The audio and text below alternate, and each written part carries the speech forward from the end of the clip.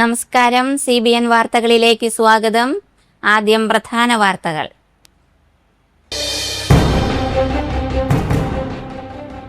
ഇനി ലോകം പന്തിനു പിന്നാലെ. ഫുട്ബോൾ ലോകകപ്പിന് തുടക്കമാകുന്നു.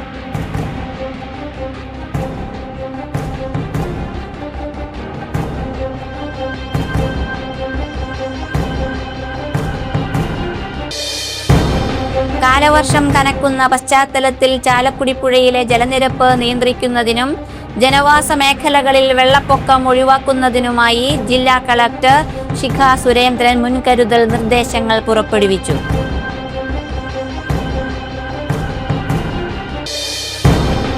ഐക്യരാഷ്ട്രസഭയുടെ NGO ആയി പ്രവർത്തിക്കുന്ന ആഗോള സഭയുടെ ചാലകശക്തിയായ CLCയുടെ മുൻ ദേശീയ ഭാരവാഹികളുടെ ഞങ്ങൾ സേവനം ചെയ്യും എന്ന സന്ദേശം മുൻനിർത്തിയുള്ള നേതൃസമ്മേളനം ജൂൺ 13 ശനിയാഴ്ച നടത്തുമെന്ന് ഭാരവാഹികൾ വാർത്താ സമ്മേളനത്തിൽ അറിയിച്ചു.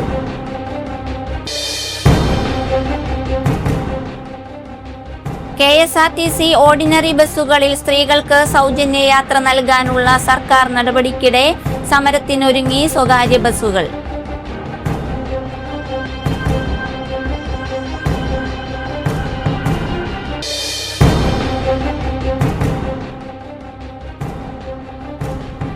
ഉയർന്ന അളവിൽ എഥനോൾ ചേർത്ത പെട്രോളിന് കേന്ദ്ര സർക്കാർ എക്സൈസ് തീരുവ ഒഴിവാക്കി.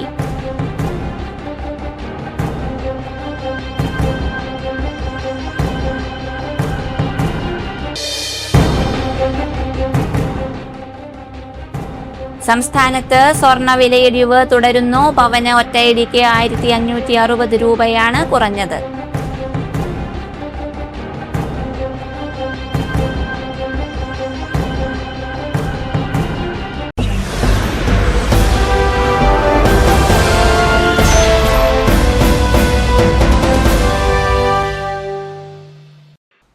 വാർത്തകൾ വിശദമായി. ഇനി ലോകം പന്തിന് പിന്നാലെ. ഫുട്ബോൾ ലോകകപ്പിന് തുടക്കമാകുന്നു. മെക്സിക്കോ ദക്ഷിണാഫ്രിക്കയ്ക്കെതിരെ ഇനി പോരാട്ടങ്ങളുടെ കാലം. മൈതാനത്തും മനസ്സിലും ഇനി പന്തുരുളും. 1.5 മാസത്തെ കാത്തിരിപ്പിന് ഒടുവിൽ ആര് കപ്പ് ഉയർത്തുമെന്ന ആകാംക്ഷയുടെ നെഞ്ചെടുപ്പ് കൂട്ടി കളിക്കാർ കളിക്കളത്തിലേക്ക്. വ്യാഴാഴ്ച രാത്രി 12:30 ഫുട്ബോൾ ലോകകപ്പിന് തുടക്കമാവുക. ഫിഫ ലോകകപ്പ് ഫുട്ബോളിന്റെ ഉദ്ഘാടന മത്സരത്തിൽ ആതിഥേയരായ മെക്സിക്കോ ആഫ്രിക്കൻ കരുത്തരായ ദക്ഷിണാഫ്രിക്കയെ നേരിടും. 2010 ലോകകപ്പിൽ ഇരു ടീമുകളും ഉദ്ഘാടന മത്സരത്തിൽ ഏറ്റുമുട്ടിയപ്പോൾ മത്സരം 11 സമനിലയിലായിരുന്നു. 3ാം തവണ ലോകകപ്പിന് ആതിഥ്യം വഹിക്കുന്ന മെക്സിക്കോ ജയത്തുടക്കമാണ് സ്വന്തം മണ്ണിൽ സ്വപ്നം കാണുന്നത്. 1994 മുതൽ ലോകകപ്പിലെ ആദ്യ മത്സരത്തിൽ ടീം തോൽവി അറിഞ്ഞിട്ടില്ല. ഗ്രൂപ്പ് എയിലെ 2ാം മത്സരത്തിൽ വെള്ളിയാഴ്ച രാവിലെ 7:30 ദക്ഷിണ കൊറിയയും ചെക്ക് റിപ്പബ്ലിക്കും ഏറ്റുമുട്ടും. 23ാം ലോകകപ്പിൽ 48 ടീമുകളാണ് മാറ്റുരയ്ക്കുക. ആദ്യമായാണ് ഒരു ലോകകപ്പിൽ 48 ടീമുകൾ കപ്പ് ലക്ഷ്യമിട്ട് കളിക്കളത്തിൽ ഇറങ്ങുന്നത്. മൊത്തം 104 മത്സരങ്ങളാണ് ഉണ്ടാവുക. സൂപ്പർ താരങ്ങളായ ക്രിസ്ത്യാനോ റൊണാൾഡോയും ലയണൽ മെസ്സിയും 6ാം ലോകകപ്പ് കളിക്കാനാണ് എത്തുന്നത്. കാലവർഷം കനക്കുന്ന പശ്ചാത്തലത്തിൽ ചാലക്കുടി പുഴയിലെ ജലനിരപ്പ് നിയന്ത്രിക്കുന്നതിനും ജനവാസ മേഖലകളിൽ വെള്ളപ്പൊക്കം ഒഴിവാക്കുന്നതിനുമായി ജില്ലാ കളക്ടർ ശിഖ സുരേന്ദ്രൻ മുൻകരുതൽ നിർദ്ദേശങ്ങൾ പുറപ്പെടുവിച്ചു. നിലവിൽ പെരിങ്ങൽകുത്ത് ഡാമിലെ ജലനിരപ്പ് 417.35 മീറ്റർ ആണ്. പെരിങ്ങൽകുത്ത് താരതമ്യേന ചെറിയ ഡാം ആയതിനാൽ പെട്ടെന്ന് നിറയാൻ സാധ്യതയുണ്ട്. ഇവിടെ നിന്ന് അമിതമായി വെള്ളം ഒഴുകിയാൽ ചാലക്കുടി പുഴയിലെ ജലനിരപ്പ് ഉയരുകയും സമീപ പ്രദേശങ്ങളിൽ വെള്ളക്കെട്ട് ഉണ്ടാവുകയും ചെയ്യും. ഇത് കണക്കിലെടുത്ത് കഴിഞ്ഞ വർഷം ജനങ്ങൾക്ക് ബുദ്ധിമുട്ടില്ലാത്ത രീതിയിൽ വെള്ളപ്പൊക്കം നിയന്ത്രിക്കാൻ സാധിച്ച മാതൃകയിൽ ഇത്തവണയും പെരിങ്ങൽകുത്ത് ഡാമിലെ ജലനിരപ്പ് അതിന്റെ ക്രസ്റ്റ് ലെവലായ 419.40 മീറ്ററിൽ നിലനിർത്താൻ തൃശൂർ ജില്ലയുടെ ചുമതലയുള്ള മന്ത്രിയായ OJ ജനീഷ്, MLA മാർ എന്നിവർ കൂടി പങ്കെടുത്ത് എക്സ്റ്റന്റ് ജില്ലാ ദുരന്ത നിവാരണ അതോറിറ്റി മീറ്റിംഗിൽ തീരുമാനിച്ചു. ഇതിന്റെ അടിസ്ഥാനത്തിൽ 419.40 മീറ്ററിൽ ബുധനാഴ്ച മുതൽ ഗേറ്റുകൾ തുറന്നുവെച്ചു. ഷോളയാർ ഡാമിലെ ജലനിരപ്പും വൃഷ്ടി പ്രദേശങ്ങളിൽ നിന്നും മറ്റ് ഡാമുകളിൽ നിന്നുമുള്ള നീരൊഴുക്കും ബന്ധപ്പെട്ട ഉദ്യോഗസ്ഥർ സസൂക്ഷ്മം നിരീക്ഷിക്കും.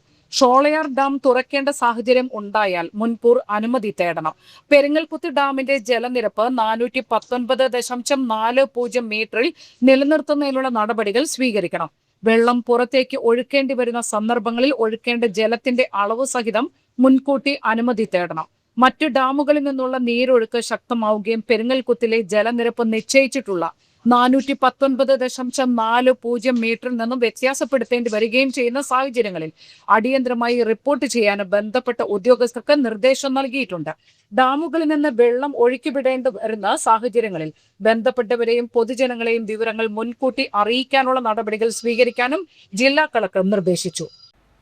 ഐക്യരാഷ്ട്രസഭയുടെ NGO ആയി പ്രവർത്തിക്കുന്ന ആഗോള സഭയുടെ ചാലക ശക്തിയായ CLCയുടെ മുൻ ദേശീയ ഭാരവാഹികളുടെ ഞങ്ങൾ സേവനം ചെയ്യും എന്ന സന്ദേശം മുൻനിർത്തിയുള്ള നേതൃസമ്മേളനം ജൂൺ 13 ശനിയാഴ്ച നടത്തുമെന്ന് ഭാരവാഹികൾ വാർത്താ സമ്മേളനത്തിൽ അറിയിച്ചു. സർവീയം 2026 ഞങ്ങൾ സേവനം ചെയ്യും. ഐക്യരാഷ്ട്ര സംഘടനയിൽ NGOയിൽ അംഗത്വമുള്ള ഒരു പ്രസ്ഥാനമാണ് CLC. ആ CLCയുടെ 1980 മുതൽ സംസ്ഥാന ദേശീയ ഭാരവാഹികളായിട്ടുള്ളവരുടെ കൂട്ടായ്മ ഇവിടെ ഒത്തുചേരുകയാണ് ചാലക്കുടിയിൽ. കത്തോലിക്ക സഭയിൽ ആദ്യമായിട്ടാണ് ഇങ്ങനെ ഭാരവാഹികളായിരുന്നവരുടെ ഒരു കൂട്ടായ്മ നടക്കുന്നത്. സർവീയം 2026 എന്ന പേരിലുള്ള നേതൃസമ്മേളനം രാവിലെ 10:30 ചാലക്കുടി ഫൊറോന പള്ളി ഓഡിറ്റോറിയത്തിൽ ഇരിങ്ങാലക്കുട രൂപത മെത്രാൻമാർ പോളി കണ്ണൂക്കാടൻ ഉദ്ഘാടനം ചെയ്യും. കോട്ടപ്പുറം രൂപത മെത്രാൻ ഡോക്ടർ പുത്തം വീട്ടിൽ അധ്യക്ഷത വഹിക്കും. ചാലക്കുടി കൊറോന വികാരി ഫാദർ വർഗീസ് പാത്താടൻ, CLC സംസ്ഥാന പ്രൊമോട്ടർ ഫാദർ പ്രജോ വാഴപ്പള്ളി, ഇരിങ്ങാലക്കുട രൂപത പ്രൊമോട്ടർ ഫാദർ ജോഷി കല്ലേലി, ദേശീയ ജനറൽ സെക്രട്ടറി ദിൽജോ തരകൻ, സംസ്ഥാന പ്രസിഡന്റ് സജു തോമസ്, സംസ്ഥാന സെക്രട്ടറി ഷോബി പോൾ എന്നിവർ ആശംസകൾ നേരും. വിവിധ സെഷനുകളിൽ മുൻ സംസ്ഥാന CLC promoter father Jose Edassery, മുൻ ദേശീയ treasurer OD Varkey, professor Joseph C Mattam, advocate Joseph Arangassery, Anil PL, OS Tomy എന്നിവർ പ്രബന്ധങ്ങൾ അവതരിപ്പിക്കും. സർവീയം 2026 കോർഡിനേറ്റർ വിൽസൺ കല്ലൻ, ജോസി കോണത്ത്, ജോജോ മനക്കിൽ, സീന ജോസഫ്, ഇഗ്നേഷ്യസ് തോമസ്, ബിജു ജോസി, ജോൺസൺ വാളൂർ, റീത്ത ദാസ്, ജയകുമാർ അലക്സ്, ഡാനി CK, ജെയിംസ് പഞ്ഞിക്കാരൻ, ലീന ബാബു എന്നിവർ സെഷനുകൾക്ക് നേതൃത്വം നൽകും. വാർത്താ സമ്മേളനത്തിൽ വിൽസൺ കല്ലൻ, അഡ്വക്കേറ്റ് ജോസഫ് അറങ്ങാശ്ശേരി, OS ടോമി, ബാബു മേലേടത്ത് എന്നിവർ അറിയിച്ചു. നമ്മുടെ ഫൊറോണപ്പള്ളിയിലെ ഓഡിറ്റോറിയത്തിലാണ് സർവീയം കൂട്ടായ്മ. നമ്മുടെ ഇരിങ്ങാലക്കുട ബിഷപ്പ് പോളി കണ്ണൂക്കാടനും കോട്ടപ്പുറം രൂപത ബിഷപ്പ് അംബ്രോസ് പുത്തമ്പീട്ടിലാണ് മുഖ്യ അതിഥികളായിട്ടുള്ളത്. അതിൽ ദേശീയ സംസ്ഥാന നേതാക്കൾ അതുപോലെ പ്രൊമോട്ടർമാരെല്ലാവരും പങ്കെടുക്കുന്നുണ്ട്. അതിൽ വെച്ച് കഴിഞ്ഞാൽ നാളെ ഞങ്ങൾ സീനിയർ CLC എന്ത് ചെയ്യാൻ സാധിക്കും ഈ സമൂഹത്തിന് വേണ്ടി. KSRTC ഓർഡിനറി ബസ്സുകളിൽ സ്ത്രീകൾക്ക് സൗജന്യ യാത്ര നൽകാനുള്ള സർക്കാർ നടപടിക്കിടെ സമരത്തിനൊരുങ്ങി സ്വകാര്യ ബസ്സുകൾ. KSRTCയിലെ സൗജന്യ യാത്ര തങ്ങളുടെ നിലനിൽപ്പിനെ ബാധിക്കും. ബജറ്റിൽ അനുകൂല പ്രഖ്യാപനം ഉണ്ടായില്ലെങ്കിൽ 19 ശേഷം ബസ് സർവീസ് നിർത്തിവെക്കുമെന്നാണ് all Kerala private bus operators അസോസിയേഷന്റെ മുന്നറിയിപ്പ്. തൃശൂരിൽ ചേർന്ന ഓപ്പറേറ്റേഴ്സ് അസോസിയേഷൻ യോഗമാണ് KSRTCയിലെ സൗജന്യ യാത്രയിൽ പ്രതിഷേധിച്ചത്. സ്ത്രീ യാത്രക്കാർ കൂടി ഇല്ലെങ്കിൽ സർവീസ് നടത്താൻ കഴിയില്ലെന്നും വൻ നഷ്ടമാണ് സഹിക്കേണ്ടി വരികയെന്നും ബസ് ഉടമകൾ ചൂണ്ടിക്കാട്ടി. സ്വകാര്യ ബസ് മേഖലയെ തകർക്കുന്ന പ്രഖ്യാപനമാണ് ഇപ്പോൾ വന്നിരിക്കുന്നത്. വിദ്യാർത്ഥികളുടെ നിരക്ക് വർദ്ധിപ്പിച്ചിട്ട് 15 വർഷത്തോളമായി. സർക്കാർ പറഞ്ഞ പൈസയ്ക്കാണ് സ്വകാര്യ ബസ്സുകൾ ഓടുന്നത്. സർവീസ് നിർത്തിയാൽ നിരവധി പേർക്ക് തൊഴിൽ നഷ്ടമാകും. സ്വകാര്യ ബസ്സുകൾ നിലനിൽക്കാൻ പാക്കേജ് വേണം. KSRTCക്ക് നൽകുന്ന ആനുകൂല്യങ്ങൾ സ്വകാര്യ ബസ് സർവീസിനും വേണം. മേഖലയെ സംരക്ഷിക്കുന്ന തീരുമാനമുണ്ടായില്ലെങ്കിൽ ബജറ്റിന് ശേഷം സ്വകാര്യ ബസ് പണിമുടക്കുണ്ടാകുമെന്നും ഉടമകൾ പറഞ്ഞു. ഉയർന്ന അളവിൽ എഥനോൾ ചേർത്ത പെട്രോളിന് കേന്ദ്ര സർക്കാർ എക്സൈസ് തീരുവ ഒഴിവാക്കി. എഥനോൾ മിശ്രിത ഇന്ധനങ്ങൾക്ക് പ്രോത്സാഹനം നൽകുന്നതിനായാണ് പുതിയ തീരുമാനം. സർക്കാർ വിജ്ഞാപനമനുസരിച്ച് 22 മുതൽ 30% വരെ എഥനോൾ അടങ്ങിയ പെട്രോളിന് ഇനി എക്സൈസ് തീരുവ ഉണ്ടായിരിക്കില്ല. E22, E25, E27, E30 എന്നീ ഇന്ധന വകഭേദങ്ങളാണ് ഇതിന്റെ പരിധിയിൽ വരുന്നത്. E20ക്ക് മുകളിലുള്ള എഥനോൾ മിശ്രിതങ്ങൾക്ക് ലഭിക്കുന്ന ആദ്യ പ്രധാന സാമ്പത്തിക പ്രോത്സാഹനമാണിത്. ഇറക്കുമതി ചെയ്യുന്ന ക്രൂഡ് ഓയിലിനോടുള്ള ആശ്രയം കുറയ്ക്കുകയും ആഭ്യന്തരമായി ഉൽപ്പാദിപ്പിക്കുന്നതും മലിനീകരണമില്ലാത്തതുമായ ഊർജ്ജ സ്രോതസ്സുകളെ പ്രോത്സാഹിപ്പിക്കുകയും ചെയ്യുക എന്ന ലക്ഷ്യത്തോടെയാണ് സർക്കാർ ബയോഫ്യൂവൽ പദ്ധതികൾ വ്യാപിപ്പിക്കുന്നത്. ഇന്ത്യയുടെ എഥനോൾ ഇന്ധന പദ്ധതി ഇതുവരെ പ്രധാനമായും E20യിലാണ് കേന്ദ്രീകരിച്ചിരുന്നത്. നിലവിലെ ലക്ഷ്യം കൈവരിക്കാനുള്ള അവസാന ഘട്ടത്തിലേക്ക് കടന്നതോടെ അടുത്ത ഘട്ടമായുള്ള അടിസ്ഥാന സൗകര്യങ്ങളും നയപരമായ പിന്തുണയും ഒരുക്കാനുള്ള നീക്കമായാണ് പുതിയ തീരുമാനം വിലയിരുത്തപ്പെടുന്നത്. മെയ് 15 മുതൽ പ്രാബല്യത്തിൽ വന്ന പുതിയ മാനദണ്ഡത്തിലൂടെ E22, E25, E27, E30 ഇന്ധനങ്ങൾക്ക് വേണ്ട ഗുണനിലവാര മാനദണ്ഡങ്ങൾ ഇന്ത്യൻ സ്റ്റാൻഡേർഡ്സ് ബ്യൂറോ പ്രഖ്യാപിച്ചിരുന്നു.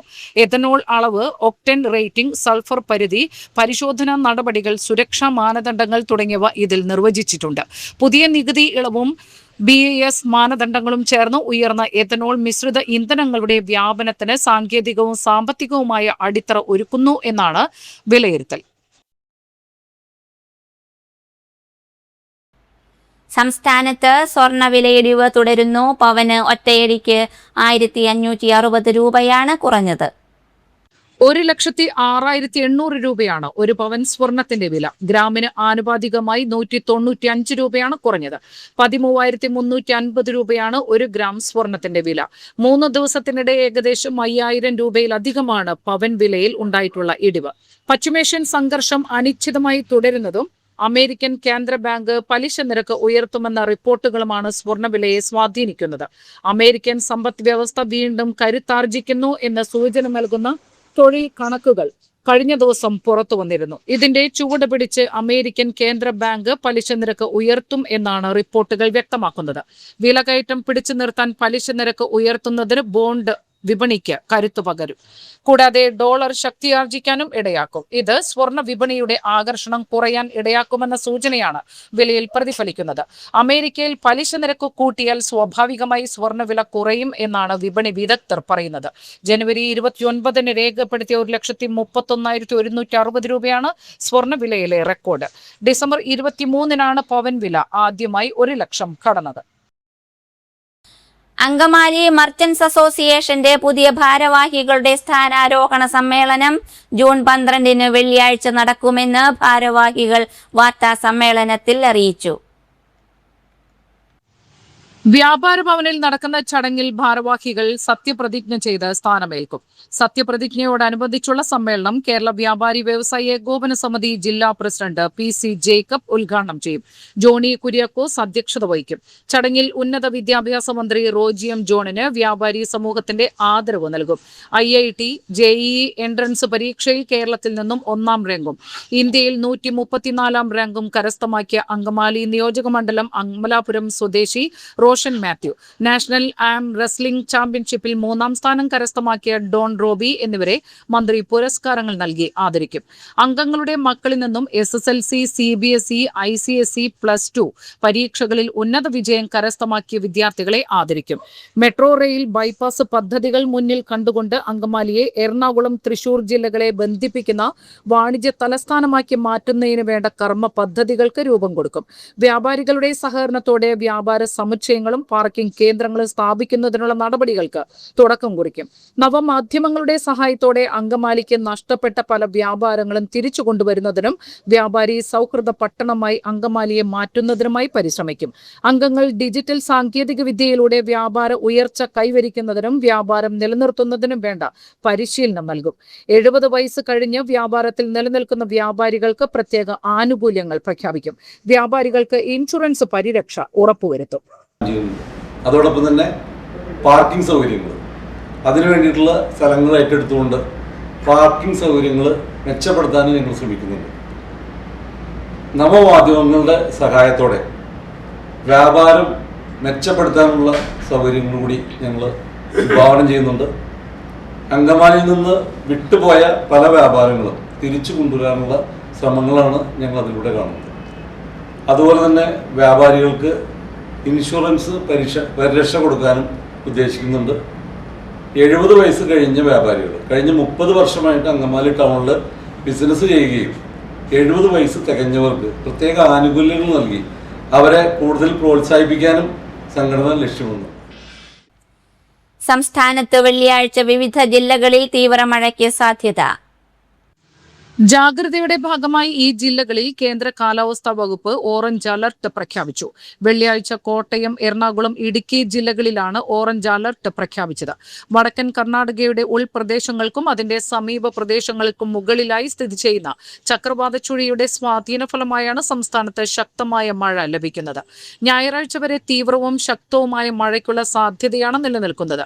വെള്ളിയാഴ്ച തിരുവനന്തപുരം, കൊല്ലം, പത്തനംതിട്ട, ആലപ്പുഴ ജില്ലകളിലും ശനിയാഴ്ച കോഴിക്കോട്, കണ്ണൂർ, കാസർഗോഡ് ജില്ലകളിലും ഞായറാഴ്ച എറണാകുളം, തൃശൂർ, പാലക്കാട്, മലപ്പുറം ജില്ലകളിലുമാണ് യെല്ലോ അലർട്ട് പ്രഖ്യാപിച്ചത്. കേരള, കർണാടക, ലക്ഷദ്വീപ് തീരങ്ങളിൽ നാളെയും മത്സ്യബന്ധനത്തിന് പോകാൻ പാടില്ലെന്ന് കേന്ദ്ര കാലാവസ്ഥാ വകുപ്പ് അറിയിച്ചു. മുൻ സർക്കാർ പല ഘട്ടങ്ങളിലായി ക്രമാതീതമായി വർദ്ധിപ്പിച്ച ഭൂ രജിസ്ട്രേഷൻ ഫീസ് കുറയ്ക്കണമെന്നും അതുവഴി അധികം ഭൂസ്വത്തുക്കൾ ക്രയവിക്രയം ചെയ്യപ്പെടുന്നതിന് സഹായകരമാവുമെന്നും ട്രഷറി വരുമാനം വർദ്ധിപ്പിക്കുന്നതിനുള്ള സാഹചര്യം ഉണ്ടാകുമെന്നും ചൂണ്ടിക്കാട്ടി Pariyaram block Congress committee general secretary KM Jose മുഖ്യമന്ത്രിക്ക് നിവേദനം സമർപ്പിച്ചു. ഇതുവഴി കടക്കെണിയിൽ അകപ്പെട്ട കർഷകർക്ക് ആശ്വാസമായി തങ്ങളുടെ ഭൂമി വിൽക്കുന്നതിന് കൂടുതൽ അവസരം ഉണ്ടാകുമെന്ന് ചൂണ്ടിക്കാട്ടി.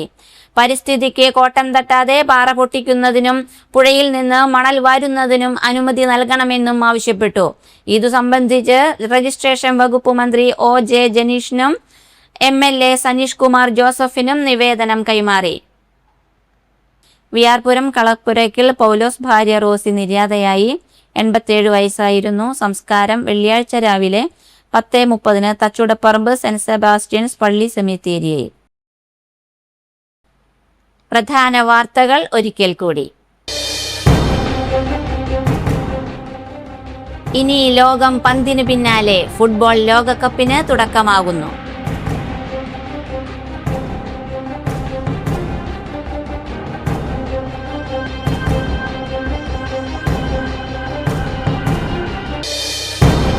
കാലവർഷം കനക്കുന്ന പശ്ചാത്തലത്തിൽ ചാലക്കുടി പുഴയിലെ ജലനിരപ്പ് നിയന്ത്രിക്കുന്നതിനും ജനവാസ മേഖലകളിൽ വെള്ളപ്പൊക്കം ഒഴിവാക്കുന്നതിനുമായി ജില്ലാ കളക്ടർ ശിഖ സുരേന്ദ്രൻ മുൻകരുതൽ നിർദ്ദേശങ്ങൾ പുറപ്പെടുവിച്ചു.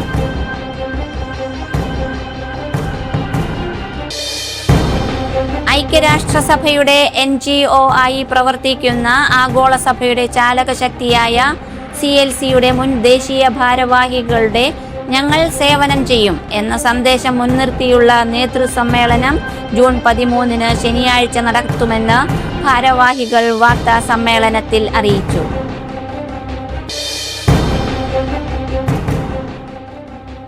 KSRTC ഓർഡിനറി ബസ്സുകളിൽ സ്ത്രീകൾക്ക് സൗജന്യ യാത്ര നൽകാനുള്ള സർക്കാർ നടപടിക്കിടെ സമരത്തിനൊരുങ്ങി സ്വകാര്യ ബസ്സുകൾ.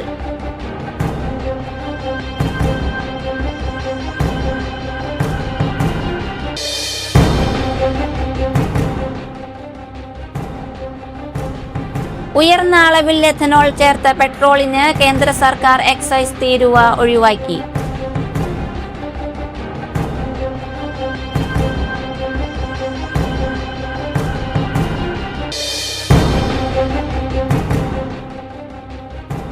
സംസ്ഥാനത്ത് സ്വർണ്ണ വിലയിടിവ് തുടരുന്നു. പവന് ഒറ്റയടിക്ക് 1560 രൂപയാണ് കുറഞ്ഞത്.